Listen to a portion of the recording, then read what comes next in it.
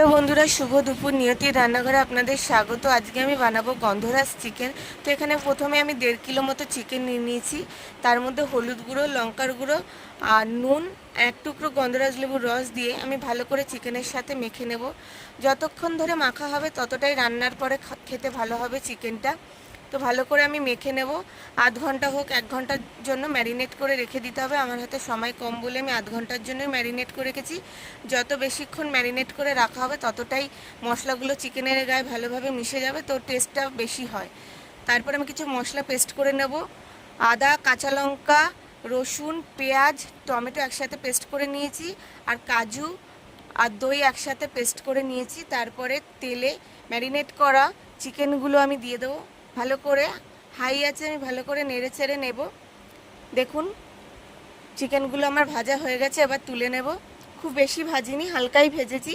এবার ওই কড়াইতেই তেল গরম করে একটা শুকনো লঙ্কা, 2টো গোটা এলাচ, দারচিনি আর একটা তেজপাতা ফোড়ন দিয়ে পেঁয়াজ কুচি, 3টে বড় বড় সাইজের পেঁয়াজ কুচি দিয়ে নেড়ে চেড়ে ভালো করে পেঁয়াজগুলোকে ভেজে নিয়েছি। এবার ওই মশলাটা আমি পেস্ট দিয়ে দিয়েছি, যে মশলাটা আমি বানিয়ে রেখেছিলাম। তারপরে হলুদ গুঁড়ো, নুন, লঙ্কার গুঁড়ো, জিরে ধনের গুঁড়ো দিয়ে ভালো করে মশলাটাকে আমি কষিয়ে নেব।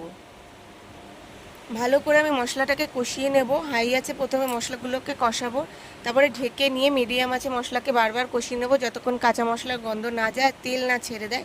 দেখুন তেল ছেড়ে দিয়েছে। আর একটু ভালো করে নেড়ে ছেড়ে নেব।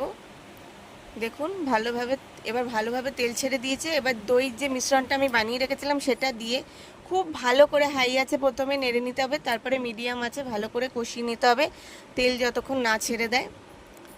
একবার ওইভাবে করে নিতে হবে, একবার এইভাবে। তারপরে স্বাদটাকে ব্যালেন্স করার জন্য একটু চিনি দিয়ে দিলাম। এরপরে মশলা কষানো হয়ে গেছে, চিকেনগুলো আমি দিয়ে দিয়েছি, সেটা দেখানো হয়নি। বা চিকেনগুলো দিয়ে ভালো করে হাই আছে কষিয়ে নিয়ে ঢেকে দিয়েছি। দেখুন তেল ছেড়ে দিয়েছে, চিকেন আমার কষানো হয়ে গেছে। এবার চেরা কাঁচা লঙ্কা দিয়ে দেবো, আর একটা গন্ধরাজ লেবুর রস আমি চিপে দেবো, আর 3 টুকরো গন্ধরাজ লেবু আমি এর মধ্যে দিয়ে দেবো, দিয়ে ঢেকে দেবো। ঢাকনা সরিয়ে একটু নেড়ে নেব। দেখুন খুব সুন্দর কালার এসছে। ভালো লাগলে লাইক, শেয়ার, কমেন্ট করবেন। পেজটিকে ফলো করে আমার পাশে থাকবেন।